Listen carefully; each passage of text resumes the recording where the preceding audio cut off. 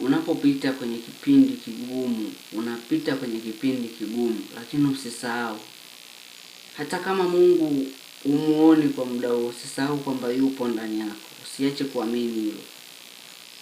Bwana Yesu asifiwe. Usiache kuamini kwamba katika hicho kipindi kigumu unachokipita Mungu yuko pamoja na wewe. Na ndio maana mpaka leo bado una pumzi, amekulindia pumzi unaishi. Kwa nini? Amekulinda uhai wako uwe salama. Then mengine unaendelea kujifunza, kwa sababu kwenye changamoto ndipo tunapata kujifunza. Hatujifunzi kwa vile tunavyojua, tunajifunza kwa vile tusivyojua. Ili nikishakijua nipate ufahamu mpya.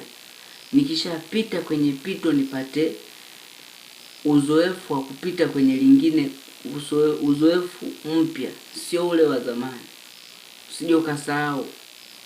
Usije ukasahau hata kama hajatenda kwako, yeye bado ni Mungu.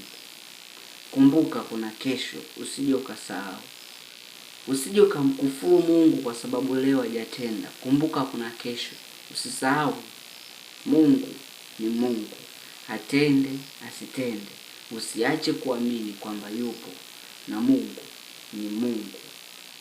Wala hatumtambui Mungu tu kwa matendo, bali tumtambue Mungu kwa imani. Si kwa matendo tunayohitaji kwa jinsi ya Mungu. Kwa imani.